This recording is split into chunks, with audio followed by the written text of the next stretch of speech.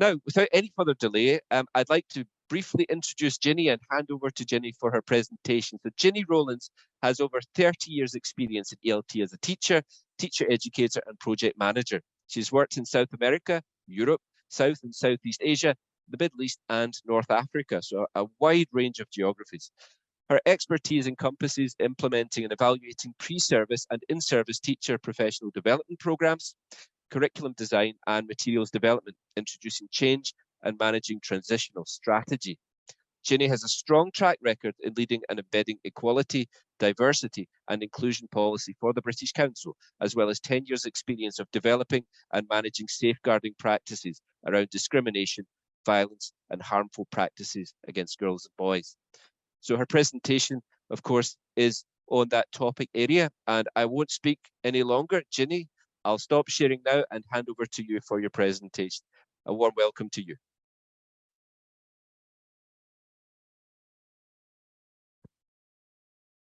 So, as Fraser said, my session today is about how you can use a toolkit to talk about gender balance in the ELT classroom.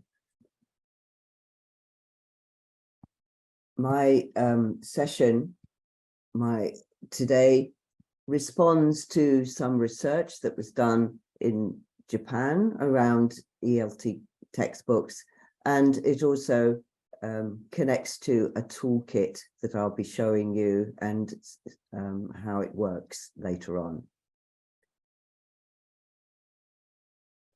So this is a very important part of our modern world. Achieving gender equality and empowerment for all women and girls is one of the United Nations Sustainable Development Goals that were set in 2015.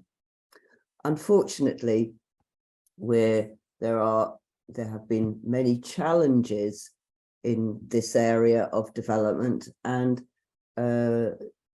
report in 2022 made it clear that actually the world is not on track to achieve gender equality by 2030 as had been planned.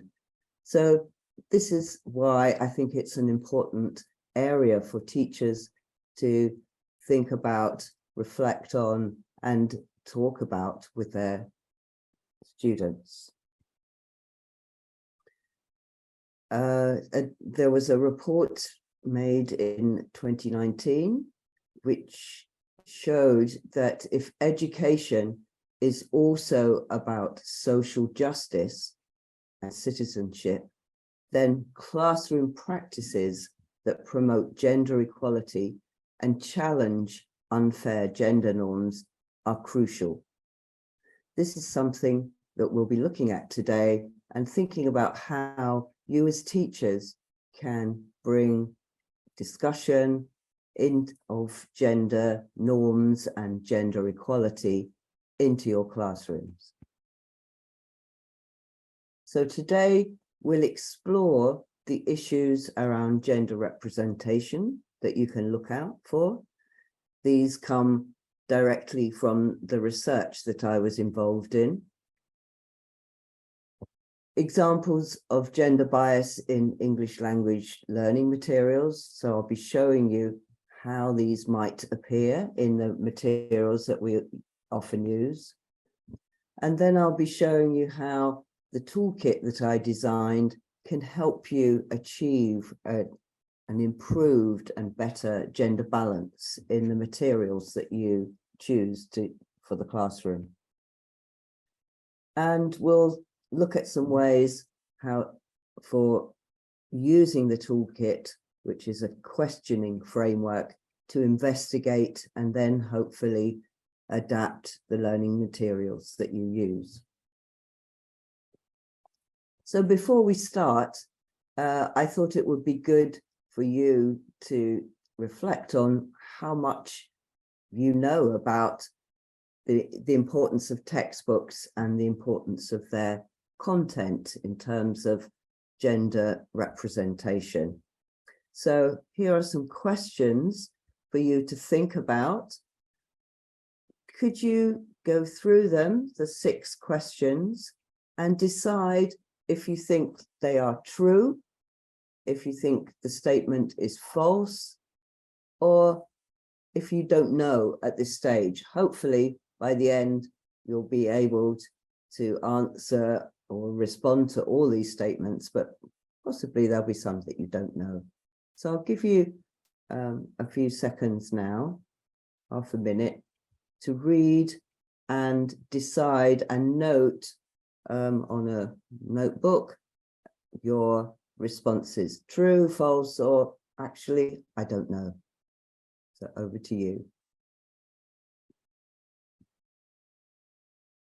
Okay, so these statements I hope will become a little bit more clear to you as we go through the session today. So we're going to start with a video of a classroom in the UK, in the United Kingdom. And there are some questions for you to think about as you watch the video. Please don't answer the questions in writing, just thinking about them. You may want to note them down at home. The children are going to do some drawing. Which jobs do they draw? Do you think children in your country would draw the same pictures as these children did? Why were they surprised? And the last question, do you think this lesson could change the children's thinking about gender?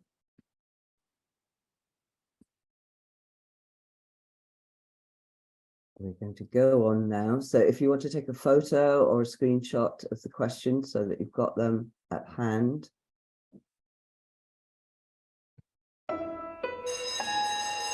This afternoon, we're going to draw people doing different jobs.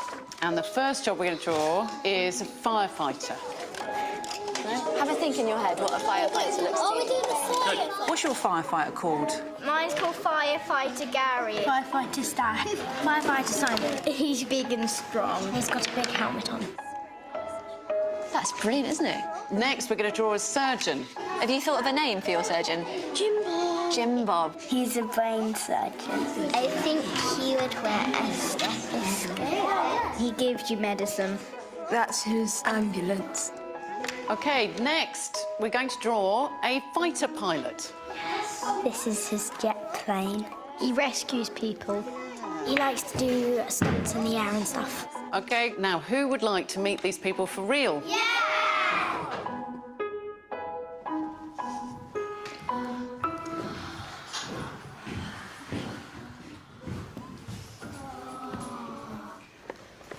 They're dressed up. My name's Tamsin, and I'm a surgeon in the NHS. My name's Lauren, and I'm a pilot in the Royal Air Force. My name's Lucy. I'm a firefighter in the London Fire Brigade.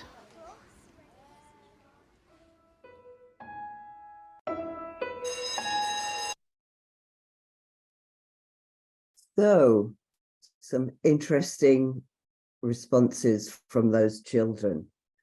So, the three jobs that they drew were a firefighter, a surgeon, and a fighter pilot.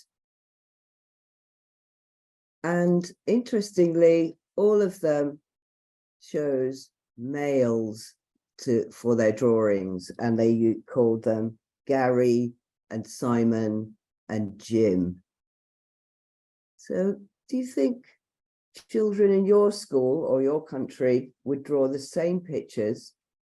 Maybe you thought yes, because they automatically think that males do these jobs. Maybe that's what they see around them. And they think that they are big and tall and strong.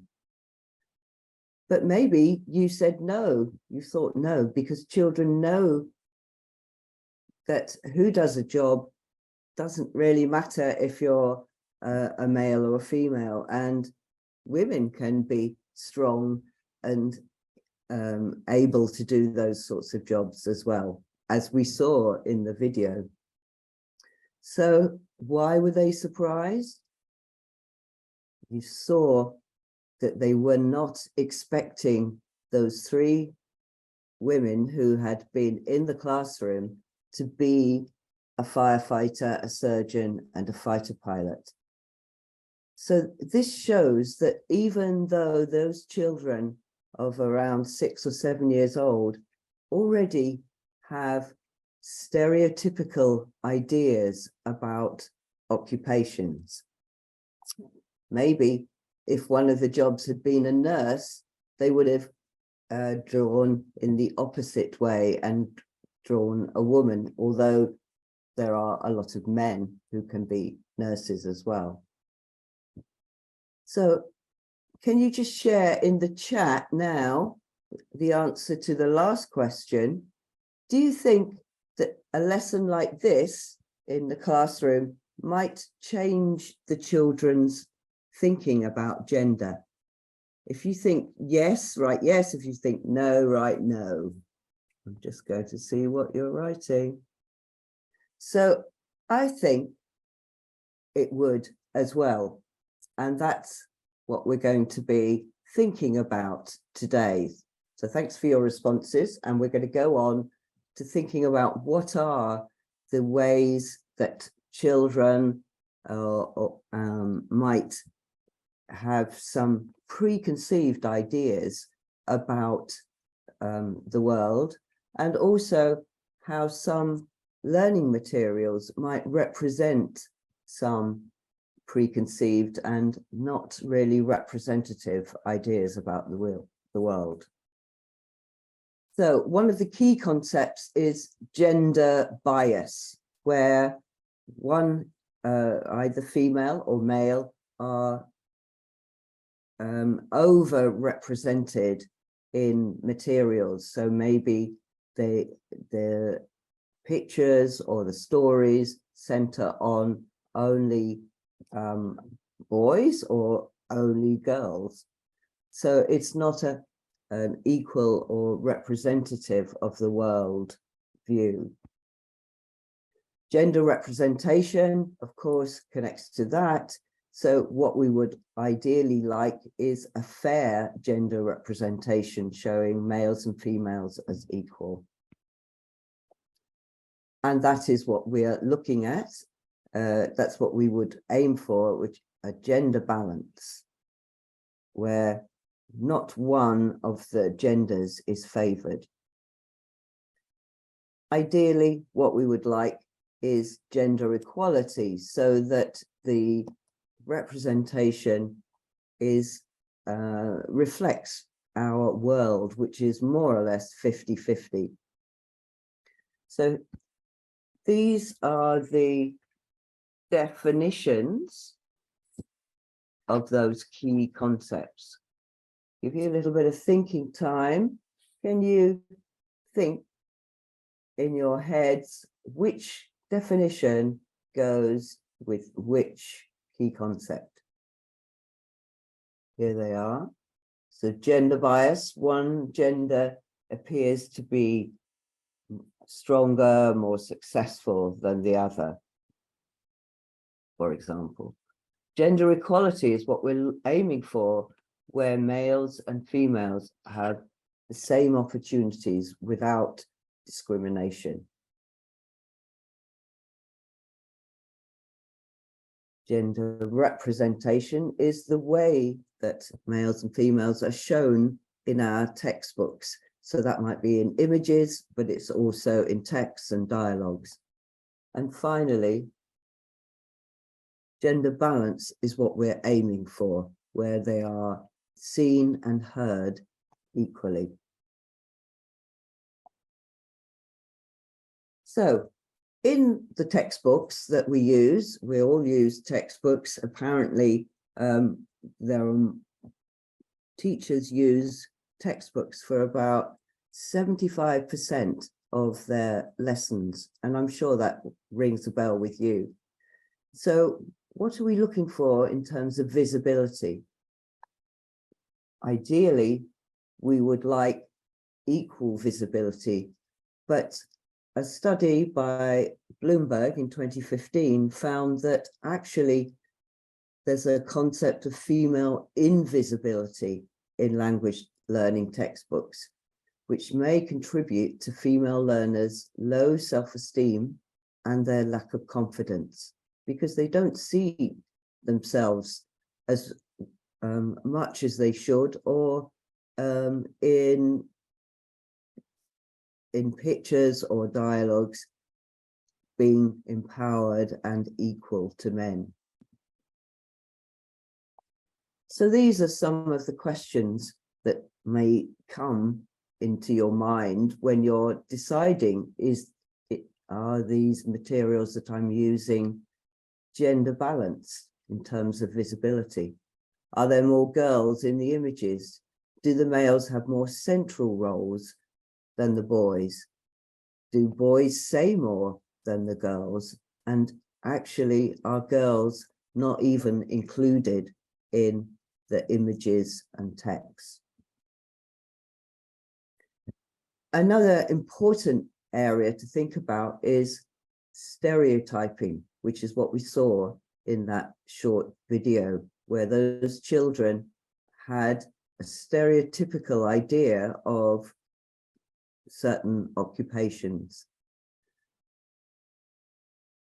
A UNESCO report in 2019 showed that children begin to understand the concept of gender as early as 3. So between the ages of 3 and 7, they are building these gendered stereotypes, and they may influence their self-perceptions and their interests, and affects the way they think about the world. So again, some questions that you can ask yourselves when you're looking at your materials. Are boys and men described as dominant physically? Are girls shown as quiet and shy in comparison? Are females portrayed in restricted roles, maybe in stereotypical roles only? And do female and male portrayals really reflect society, which is 50-50? The last area that we can look at is what I call gender discourse. It's where the texts are male dominated. So it might be that boys actually speak more, or order the dialogue in a sort of dominant way, which means that girls say less and maybe have a lesser role in conversations. This is something that is very common in textbooks. So these are the questions here. Do they communicate in dialogues equally? Do males dominate certain language functions? Some research shows that boys in textbooks often initiate dialogues and girls follow their lead. Are there examples of gendered language, like fireman and firewoman instead of firefighter, which nowadays is very uncommon to find, but still some textbooks use these older gendered language? And do females appear dependent on males in dialogues?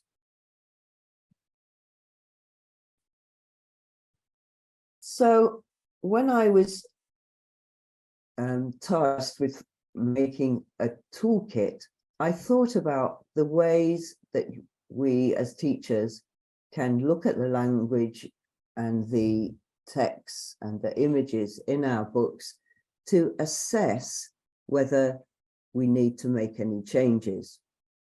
And I came up with a framework that's called Access. It includes these 6 strategies, hopefully moving from assessing to the final stage of solving any issues if they appear.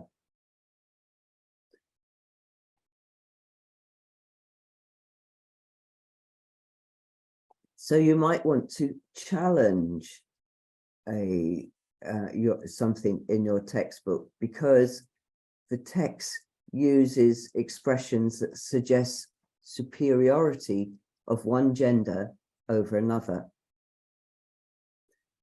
Maybe you're thinking that you want to produce an alternative text because you feel that it isn't gender balanced. So that's the substitute strategy. Maybe you're assessing and you're looking to see if there is a gender angle to the materials. So it could be around occupations, it could be around family roles, who does what in the household, for example. A critique might show you that males speak more than female characters in the dialogue, and you might want to make a lesson around that. You might want to talk about that to your students. Ideally, we hope that you would get that the solving with strategy would help you and your students to gain mutual respect for each other across the genders. If we can equalize our materials, if females are given more empowered roles and shown in different activities, there's an opportunity to talk about gender equality with your learners, which I think is a very important strategy as teachers.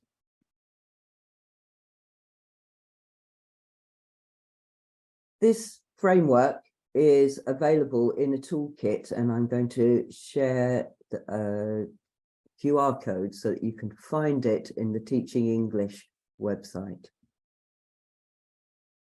But today we're going to look at how the steps that we can take to achieve gender balance using the questions that I've shown you. The first step is to notice whether there are any gender issues, and then investigate to see if they are about visibility, if they're about stereotyping, and if they are connected to the gendered discourse, where using old-fashioned terminology, or where males are dominant in conversations. If you think that there are some issues, then maybe you want to challenge them. You can make decisions about how to use those problematic materials in the classroom. And I think that there are 3 options available. You can use them as a stimulus, as a springboard to talk about gender, or you can actually adapt them to a more gender balanced form. Or if you feel that they are too unequal, you can find a substitute. So let's have a look at some examples. The set of pictures in part A shows a number of actions, and it's a vocabulary activity, very typical of a learning activity for English language learners. The one on the right side, picture B, shows some 2 men playing a video game at home. So can you put your answers in the chat? I'm going to ask you, the question is there a gender angle? Is there anything that is unbalanced in picture A? Have a look at it closely. Is there any gender imbalance? put your answers in the chat, yes or no. In picture A, some of you say yes, some of you say no. If you look closely, you'll see actually it's pretty balanced. Males appear more studious. That's an interesting one, although he is falling asleep next to his study materials. Okay, seems no. Well, we're going to think about that. I'll give you some bit more information about that. What about picture B? Think about picture B now. Does that seem gender imbalanced or gender balanced? Yes, I would say you're right. It's imbalanced because it's only showing men playing video games. And I'm sure there are some females in this webinar who play video games, and it's actually very common. Thank you. Okay, so let's have a look then at the analysis there. As most of you said, there are no gender images because the images are fairly balanced. Males are shown, male and female genders are equally represented in those photos of for the activity, vocabulary activity. I couldn't see any visibility, stereotyping, or gendered discourse issues.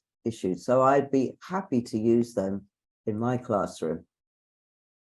Whereas B, in the topic has a gender angle because playing video games is stereotypically assigned to males. I know I've done that in the past, thinking that it's a male leisure occupation, but actually statistics show, for example, in Europe, that 47% of gamers in Europe are female. So only showing males in the picture is not balanced. So we could challenge these materials. You could talk about that with your students and use the image to draw attention to the stereotyping, that and see if your learners have already noticed it. In fact, this could be a springboard to talking about other sports or activities that are stereotypically assigned to males, but where women are also involved. I can think of football or boxing. So you could equalize the gender balance to achieve gender balance in your classroom by bringing in some informatics, some data about female video gamers, and maybe doing a true false activity. Or learners could actually make a survey in their class or even beyond their class to find out what the balance is of gaming in your school. So a simple picture can start a conversation about male and female balance. This dialogue is fairly typical of a ELT dialogue. You know that we use dialogues very often to introduce a topic, to introduce grammar, to help with pronunciation. So have a little look at this and see if you think it is gender balanced or not gender balanced. And see if you can find a gender angle. Is there something in here which could be a springboard to talking about equality and female empowerment? So have a little look. These are my ideas.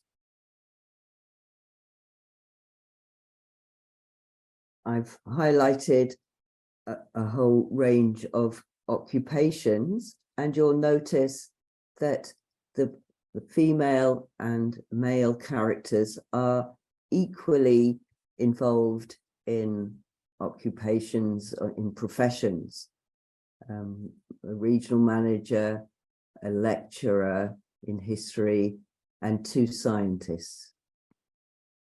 So there is a gender angle because it's talking about occupations and family roles. And another part of this conversation is about how the mother and the father, the male and the female in the family, share the responsibility for taking their children to school. Neither gender dominates the conversation. Susan starts, it's very equal in and friendly. And the conversation develops with collaboration, where they introduce each other's family roles. And at the end, Susan, who would love to be a scientist, wants to find out more about Jim's parents. Both parents are in comparable roles and family responsibilities are shared. Females are portrayed in empowered roles. So a managing role rather than a stereotypical, perhaps, assistant or secretary. And obviously women in science is a very important new initiative that we hope will come out of empowered education.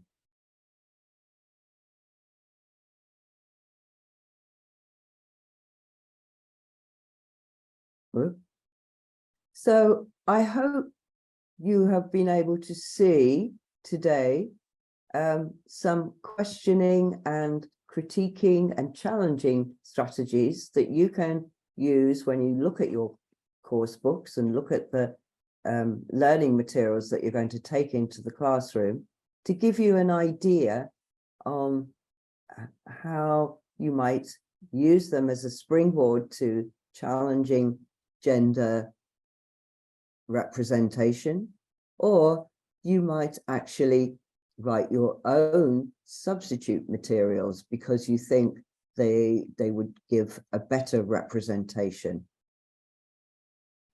So at the beginning, I asked you to reflect on these statements. Teachers use English language learning books for about half of their instruction time. I mentioned that actually they use them for a lot more. It's between 75% and 90%. So what's in our textbooks is really important. English language textbooks portray contemporary norms and values through imagery and text. Well, it depends. Not all of them do, and not all of them do all of the time. So there's an opportunity for you to look and decide whether you want to make any changes. The images and text should represent females and males as equal. I hope we all agree now that that's true, because otherwise we're not really showing the world, the contemporary world as it should be, to our students. We also know that if females are shown to be less active than males, then they're not represented equally, which we aspire to. If males are never described doing household chores, then that gives a very bad impression to our students, and we would hope that there's more equality. And finally, if a textbook represents males and females as equals, it can positively influence the way children think about their roles in society. And girls maybe can aspire to being a scientist rather than stereotypical roles, and boys can have a chat with their girlfriends in class about gaming. That would be a very good outcome. If you want to find this gender balance in the classroom toolkit that I referred to, this is the QR code. In the toolkit, there's a lot more support for you to understand the concepts that I've talked about today, and to practice checking, evaluating, and adapting materials. So I hope you'll take a look and get involved. I think that's all for today. I'm hoping there'll be some questions now. Thank you, Ginny. Thank you so much. That was a fascinating presentation. Of course, I'm quite aware of it, having having a very small involvement from the British Council side when it was being developed. And I think one of the things to really reiterate after listening to that presentation is that the access tool that was developed by Ginny is really a tool intended for teachers. And I think it's actually quite rare to find a tool that's directly usable for or by teachers in this area. Often teachers may find it difficult to find tools they can specifically use. Ginny, could you talk to that a little bit in terms of your rationale when developing, or how you wanted to focus on teachers, what decisions you made in that respect when developing the tool? Well, the focus came from the results of the research that we did around those three areas of visibility, stereotyping, and gender discourse. And it was very eye-opening for me, really. Despite all the years I've been using English language textbooks, I hadn't really thought about this angle in a lot of detail. And once I saw it, I realized that it was something that needed addressing, but it needed addressing in a kind of practical way. And that's how I developed the questioning framework, because I thought that would be the most accessible and easy to use approach. You might not have the time to go through all of the steps, perhaps, but if you can sort of tune in to noticing when things are maybe not as balanced as they could be, I think it adds a new layer to your planning process. I think that's exactly it. I mean, the three, I think, foci, if you like, of the tool. One is teachers directly using it and adapting the material. The second, I think, as you just alluded to, is raising awareness of these issues, and perhaps in future, even without the tool, teachers will be looking to consider this when looking at materials. And then do you think, as a third point, I thought it's actually a very useful reflection tool and something that could be integrated into training in future. Is that something you think could be useful? Oh, definitely. I mean, I think, most training courses spend some time evaluating textbooks or evaluating materials from a pedagogic aspect, in terms of whether they are, they're going to achieve the aims that they are written for. But I do think that this is an important aspect to evaluate as well. I think there are already important improvements being made in this respect, and there is research that shows that the textbooks since year 2000 have improved, certainly in terms of visibility, but still there can be some underlying discourse nuances that maybe you don't want to substitute, but I think it's a really interesting angle for discussion with your students of all ages. I think certainly the research and the tool was initially designed around textbooks, as you mentioned at the beginning of today's session in Japan. But do you think the tool can be used for other materials other than textbooks? Oh, yes. Yeah. I mean, teachers are bringing materials into their classrooms all the time. So I think if we're thinking, we bring in pictures, flashcards, let's have a balance in those flashcards, and maybe be a bit careful about stereotypical images as well.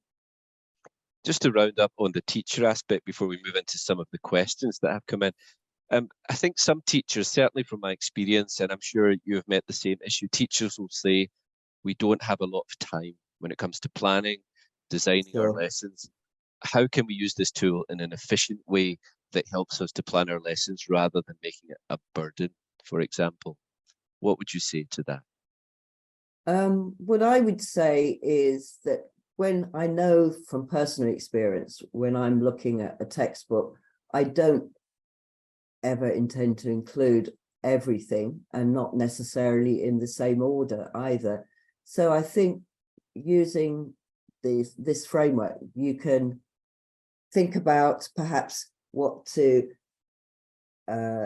maybe spend a bit more time on, or thinking about not changing it, but just raising this idea, or raising some of the concepts with your students. I think this is a very good angle for secondary students to think about. Maybe with primary students, it has to be a bit more sort of obvious, like we saw in that video. But I think that's a great example of a lesson, ready-made lesson, really. You don't have to have them come in the room, but you can show photos later on of women and men doing atypical activities. I think I've always liked the analogy of a tool, like a hammer, for example. Textbooks and indeed this tool are similar. It comes a lot down to how it's used and who uses it and how effective the tool can be. But I think this idea, as you mentioned, of dipping in and taking parts of it as needed is something that teachers can, I think, use more practically within the times that they have available to them. Yes, thank you. And the image, you know, I divided it into the different types of content, so that helps the dipping in process, I think. Absolutely. So let's get to some of the questions, and thank you everyone. We have some from Facebook and we have some on Zoom. So I think I'll start with quite a fundamental question here, Ginny, if I can.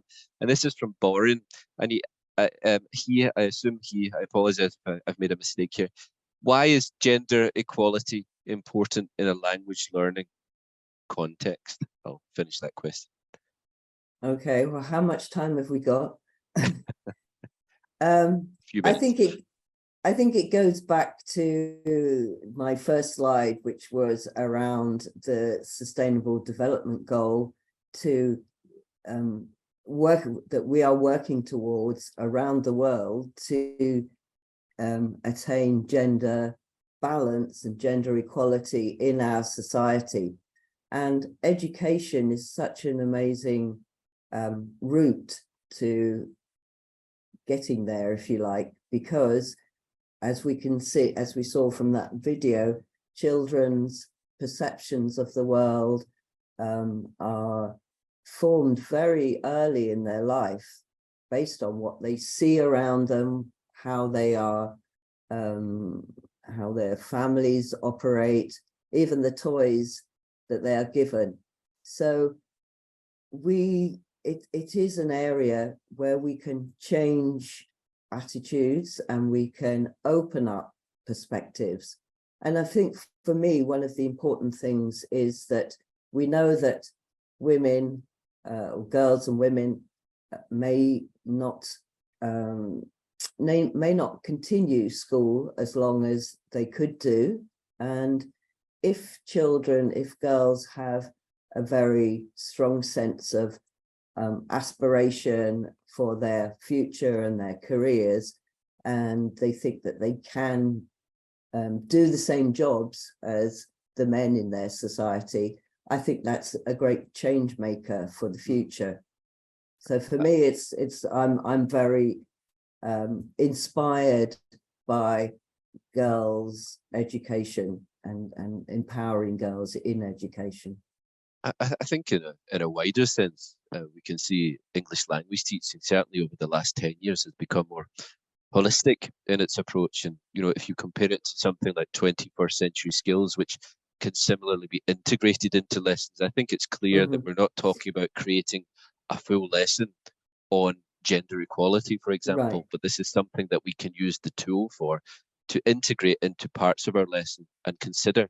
And that also will enforce, or if you like, reduce the emphasis on ingrained stereotypes and provide other views of the world to students. So I think from that perspective, would you say it's important? Oh, definitely. And we all know that children and teenagers are change makers. So they have a lot of influence over their peers and their family when they talk about some of these ideas. And I do feel that if a child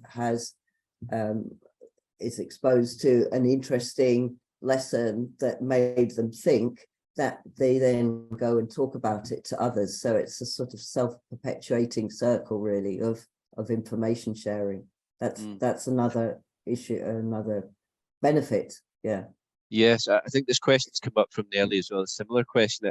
I think we also perhaps have to emphasize this is not only about English teaching. I think these tools could be applied to other subjects as well. I mean, the importance is considering gender equality across the board. Yeah. Do you think the tool could be applied in other contexts, not only in English teaching? Well, I'm not as familiar with the textbooks, but I'm sure if there will be images that perhaps might be not balanced, and also I guess in history lessons, you know, we tend to remember the important men in history, but there are so many important women in history whose names aren't as well known. And I was searching the other day for some women scientists, and there's you know, some really great stories there to share with students through the English language or not, and talking about how perhaps they aren't as famous as their male counterparts. A question that came in from Facebook, and this is, I find, quite an interesting one because it takes us a little step further forward, if you like, even from the tool, Okay. and that's how can we create more inclusive learning environments for students who identify outside the traditional gender binary? So in terms of this tool, do you think this is something that could apply to support those students or those contexts or those beliefs?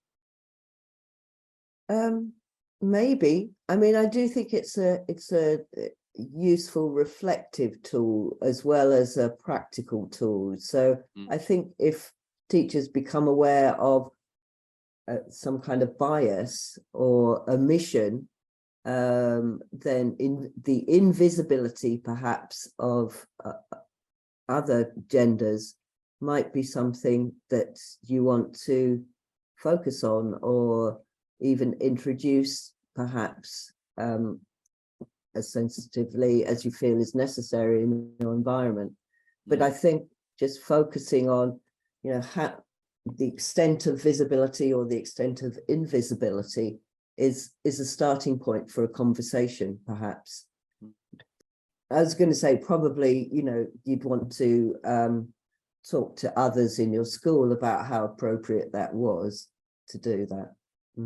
I was just going to say that's going back to the idea of it being a reflective tool, and teachers will have, of course, autonomy and local knowledge to apply to their context as well. So it's not an absolute, it's something that teachers will take and adapt and use in their context. And I think to Josephine, who's also asked in the Q&A, any tips on how to integrate this without challenging the cultural norm, would you say that would be in large part down to the teacher to consider how they can integrate it into that context?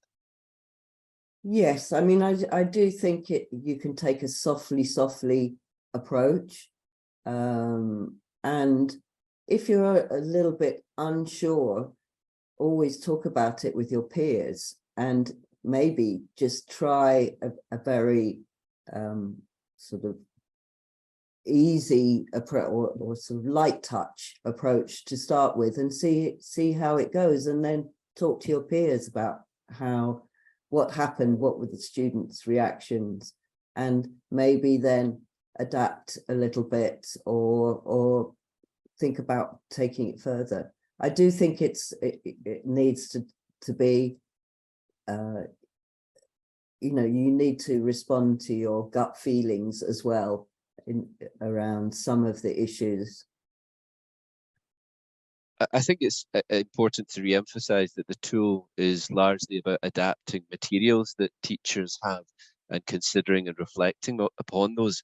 We have a number of questions coming in from both platforms regarding how can we make classrooms more inclusive, and quite large questions really in this area. Would you say that this tool is, if you like, a first step, or something that teachers can take and then move forward from that to consider how they can do so in their own context? Yes, it could be. I mean, the tool is based around evaluating in terms of gender inclusion, but perhaps you could ask similar questions about disability or sexual identity. The questions could be adapted to that, and perhaps even that could be an interesting little bit of action research, how you could that adaptation process. I think that's a great point, that we could actually adapt the tool. It doesn't have to focus on gender specifically, or indeed the gender binary that was highlighted previously. It could focus on those other areas as well. So teachers can take this and adapt it as needed. And the resource is, of course, available to any teachers to download and take away to use in their own context. So we have one other question. I'm going to read it. It's quite long, Ginny, and I'll try and paraphrase it slightly just to make sure I get this. So this is from Mohammed, who's asked this question a couple of times, so I think it's important we do touch on it. As English is not a native language, and as English teachers, our focus is on maximising students to learn English for their capabilities, I assume language capabilities, this issue is aired for discussion. Because our school vision is a centre of education, developing peace and tolerance, so students get an understanding about gender equality. Now, he's asked, what is your point of view about this? So I'm going to try and adapt that question a little bit. So do you think that teachers should just be teaching English in the English classroom, or do you think that integrating areas that can support students in other ways is important, and why? Well, I definitely think it's important, because from my experience and my background of training around English language teaching, I always feel that we should be focusing on meaningful communication, and meaningful communication is more likely to be around topics or themes that are current and that are in the news, and that we're talking about in our own language. And therefore, there is a place to talk about things outside of the normal sort of topic range that we often find in language books. For example, I'm also a great supporter of talking about climate change, because I feel that it brings the outside world into the classroom. So this area of stereotypical roles and how far women can contribute to our society, and female and girls, I think is an important conversation piece. And there are lots of really important and interesting texts to bring into your classroom around this. And the other thing is that I think you can sort of hang it into, I was talking about occupations in my session, activities, you know, it relates to families. We talk about normal family. What's a normal family? Sure. I think there's definitely, I think with any language, and English, of course, being one of them, there's a definite cultural aspect. Although English is a global language, certainly there are cultural aspects that we can integrate also into our teaching and perhaps give students different perspectives. Again, referring back to critical thinking and 21st century skills as well, to give the different perspectives from students to make their own views or to form their own views. Ginny, thank you so much for today, and thank you for answering those questions.